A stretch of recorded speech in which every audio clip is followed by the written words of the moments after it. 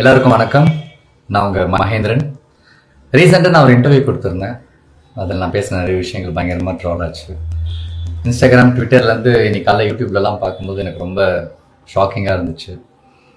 யாரெல்லாம் நான் ரொம்ப மதிக்கிறனோ, நான் யாரோட கருத்துக்கெல்லாம் கரெக்ட்னு இவ்வளோ நாள் என் ஃப்ரெண்ட்ஸ் கிட்ட பேசிகிட்டு இருந்தனோ, அவங்க எல்லாருமே என்னை பற்றி பேசியிருந்தாங்க.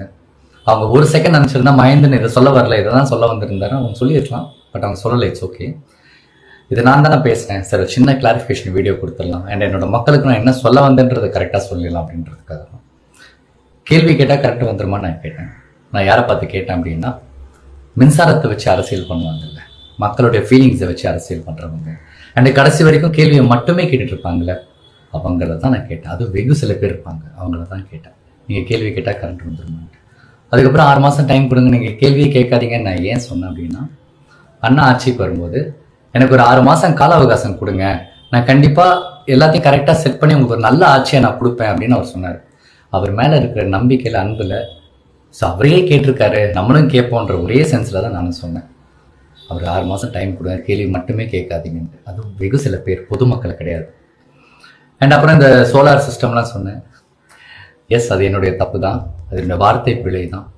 நானும் பயங்கரமான ஸ்டூடெண்ட்லாம் கிடையாது. நான் ரொம்ப கஷ்டப்பட்டு 10th முடிச்சுட்டு அப்புறம் 12th போய் 11th 12th ஐயோப்பா படிக்க முடியாமல் நடுவிலே ஓடி வந்துட்டேன். ஸோ ரொம்ப சாதாரண ஒரு ஆவரேஜ் ஸ்டூடெண்ட் தான்.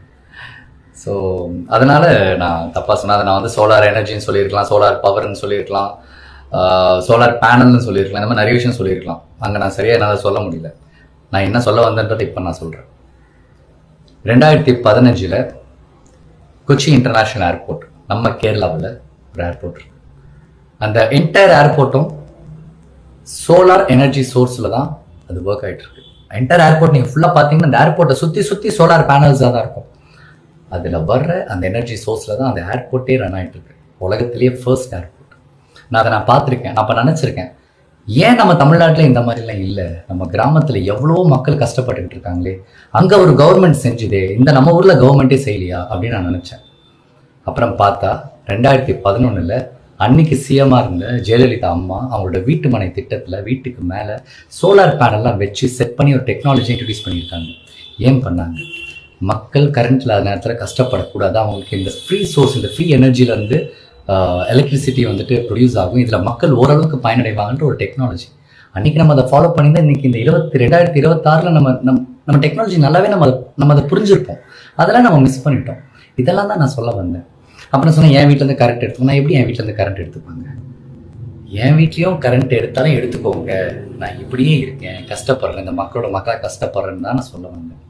இந்த மாதிரி நிறைய விஷயங்கள் பயங்கரமாக தப்பாக கன்வே ஆகிடுச்சு. அதுக்கப்புறம் சொன்னாங்க, மகேந்திரனுக்கு பயங்கர திமிருங்க, அவன் வந்து சின்ன வயசுலேருந்தே பயங்கர திமிரு, ஒரு டேரக்டர் மாதிரி கால் மேலே கால் போட்டு இன்னும் சீனிப்பெல்லாம் கேட்டான்.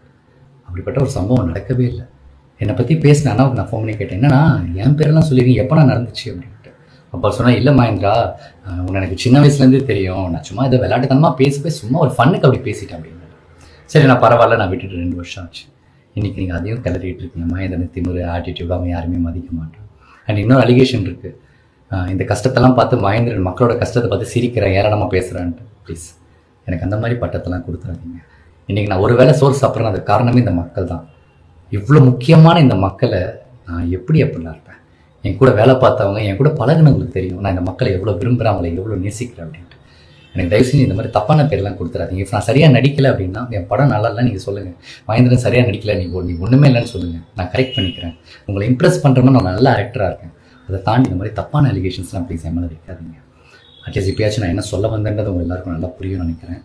அண்ட் இந்த மாதிரி விஷயங்கள் தப்பாக போய் நிறைய பொதுமக்கள் மனசை ஹர்ட் பண்ணியிருந்தால் நான் என் மனசுலேருந்து இந்த வருத்தத்தை தெரிவிச்சுக்கிறேன். நான் என்னோட சாரியை கூட நான் கேட்டுக்கிறேன், மன்னிப்பு கூட நான் கேட்டுக்கிறேன். என் மக்கள்கிட்ட கேட்கல, எனக்கு என்ன பிரச்சனை? எனக்கு இது பிரச்சனையே கிடையாது. அவ்வளோதான். எனக்காக டைம் எடுத்து இந்த வீடியோ பார்க்குறவங்க எல்லாருக்கும், இந்த மாதிரி கஷ்டமான ஒரு டைமில் இந்த மாதிரி இருக்கும்போது எனக்காக என் ஃப்ரெண்ட்ஸாக இருக்கட்டும், யாரை கால் பண்ணவங்க, டெக்ஸ்ட் பண்ணவங்க எல்லாருக்குமே ரொம்ப ரொம்ப தேங்க்ஸ்.